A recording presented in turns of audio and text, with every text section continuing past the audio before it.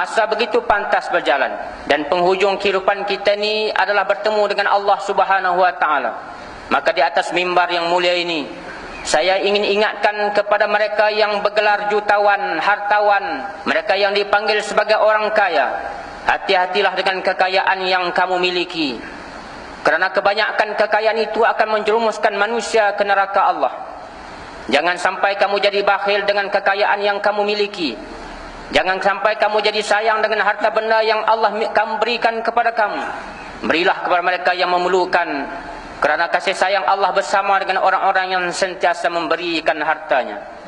Bagi mereka yang bergelar si miskin, hati-hati dengan kemiskinanmu, kerana kemiskinan ini akan membawa kamu menjadi kufur kepada Allah. Kamu akan memandang Allah dengan pandangan yang sinis. Kamu akan berburuk sangka dengan kemiskinanmu. Maka bersabarlah dengan kemiskinan yang menjadi ujian terhadapmu. Kerana para nabi dan para rasul alaihi wassalatu wassalam, tidak seorang pun dibangkitkan menjadi orang kaya, melainkan Nabi Allah Sulaiman alaihi salam sahajalah. Maka berbahagialah, kerana mungkin nanti Allah Subhanahu wa taala tidak akan bertanya hal-hal yang banyak kepadamu di hari akhirat nanti. Dan bersabarlah dan sentiasa berdoa kepada Allah Subhanahu wa taala untuk diberikan kesabaran pada hatimu. Untuk mereka yang bergelar ketua, ingatlah kepada hadis Nabi sallallahu alaihi wasallam bahawa kamu akan ditanya tentang kepimpinanmu. Hati-hati jangan sampai dengan ketuamu itu, dengan kepimpinanmu itu akan membuatkan kamu sewenangnya berlaku zalim kepada orang bawahanmu. Hati-hati jangan sampai kamu bersesuka hati berlaku zalim kepada orang bawahanmu, kerana kezaliman itu akan membuatkan kamu menjadi kegelapan di hari kiamat. Berapa banyak orang yang zalim di dunia ini telah dihancurkan oleh Allah Subhanahu wa taala kerana kepimpinannya. Dan doa orang zalim doa yang sangat mustajab di sisi Allah Subhanahu wa taala, walaupun dia seorang Yahudi, seorang kafir musyrik kepada Allah Subhanahu wa taala. Untuk mereka yang bergelar pekerja, yang makan gaji di swasta ataupun kerajaan, hati-hati dengan rezeki yang kamu dapat daripada pekerjaanmu. Jangan sampai kamu memberi masa yang lain dalam hal pekerjaanmu. Ketika kamu bekerja, bekerjalah bersungguh-sungguh kerana dia merupakan ibadahmu kepada Allah Subhanahu wa taala. Hati-hati jangan sampai kamu membawa balik rezeki yang haram yang diberi makan kepada anak isterimu di rumah, yang dengannya mereka membesar. Kerana tidak ada tempat bagi orang yang memakan benda haram, kecuali mereka akan dibakar dalam api neraka Allah Subhanahu wa taala, wal a'yadzu billah.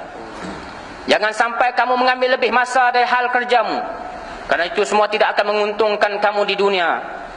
Kamu nampak macam kamu untung, tapi sebenarnya kamu rugi di hadapan Allah Subhanahu wa taala. Bagi mereka yang bergelar orang alim, hati-hati dengan ilmumu. Jangan sampai sembrono kamu membuatkan fatwa dan sebagainya. Jangan jadikan ilmu yang ada dalam dirimu menjadi alat untuk kamu mendebat orang lain. Jangan kamu sombong dengan ilmumu, kerana sombongan ini tidak disukai oleh Allah Subhanahu wa taala. Innallaha la yuhibbul mutakabbirin. Orang sombong Allah tak pernah pandang di dunia ini. Wala tamshi fil ardi maraha. Kamu jangan berjalan di atas muka bumi dalam keadaan kamu sombong. Innaka lan tahriqal arda wa lan tablughal jibala tula. Karena setinggi manapun ilmumu, sebanyak manapun hartamu, kamu tidak akan dapat berdiri setinggi bukit dan tidak akan dapat turun sedalam tanah. Wahai orang yang berilmu, wahai orang yang mempunyai ilmu pengetahuan, jangan sampai kamu jadi penakut. Jangan sampai kamu digelar sebagai syaitan bisu, kerana kamu tidak berani untuk mengatakan yang hak. Berkatalah yang benar, walaupun kebenaran itu kadang-kadang pahit didengar dan dirasai oleh orang lain. Bagi mereka yang bergelar murid, yang mengaji, yang menadah kitab, hati-hati dengan pengajianmu. Jangan sampai kamu hilang adab dengan gurumu. Jangan sampai kamu hilang adab dengan gurumu. Kerana hilang adab itu membuatkan kamu jauh daripada Allah Subhanahu wa taala. Ilmumu bukan untuk kamu riak. Ilmumu bukan untuk kamu jadi orang yang sombong, takabur, ujub. Tapi ilmu yang kamu dapat daripada guru-gurumu itu ialah untuk membuang kejahilan dalam dirimu, untuk membetulkan amal ibadahmu, buat perjalananmu menghadapi Allah Subhanahu wa taala. Untuk mereka yang menjadi pengurus masjid surau, hati-hati dengan jawatanmu, kerana jawatan-jawatan itu juga akan ditanya di hadapan Allah Subhanahu wa taala. Jangan sampai apa yang kamu lakukan ini menjadi bahan ejekan, cacian manusia. Berhati-hatilah kita tuan-tuan, kerana kita sedang berjalan menuju Allah Subhanahu wa taala. Kita tidak hidup lama di dunia ini. Kita nak kena mati. Kita suka ataupun kita tidak suka. Kita bersedia ataupun kita tidak bersedia. Kita tahu ataupun kita tak tahu kematian itu. Tapi maut pasti akan menghadapi kita. Dia akan mai dekat kita. Dan kita akan mati dan bertemu dengan Allah Subhanahu wa taala. Jangan sampai ketika berlaku kiamat yang disebutkan dalam suratul Waqiah, ketika manusia terjadi itu tiga golongan. Golongan yang disebut sebagai muqarrabun, as-sabiqun al-awwalun. Orang muqarrabun, orang yang cepat dalam hal-hal kebaikan, mendahului orang lain dalam hal-hal kebaikan. Ada golongan yang disebut sebagai ashabul yamin, yang kebaikannya tidak dapat menandingi orang-orang yang terdahulu yang baik ini. Mereka masih dihisab di hadapan Allah Subhanahu wa taala. Ataupun kita termasuk golongan yang ketiga, yang disebut sebagai ashabus shimal, yang pastinya nanti mendapat kecelakaan daripada Allah Subhanahu wa taala.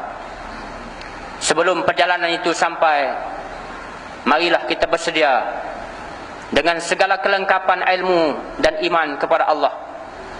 Jadi kalau semua urusan yang kita buat menjadi ibadah kepada Allah Subhanahu wa taala, ikhlaskan kerja buat kita kerana Allah dan patuhi syariat yang dibawa oleh Nabi sallallahu alaihi wasallam. Dan jangan jadi orang yang ganggu urusan masjid. Jangan jadi manusia yang suka ganggu orang nak datang masjid. Dan jangan jadi penghalang orang nak mai rumah Allah Subhanahu wa taala. Karena penghalang-penghalang ini akan cepat masuk ke dalam neraka Allah jika mereka tidak bertaubat kepada Allah dan memohon ampun di atas dosa mereka.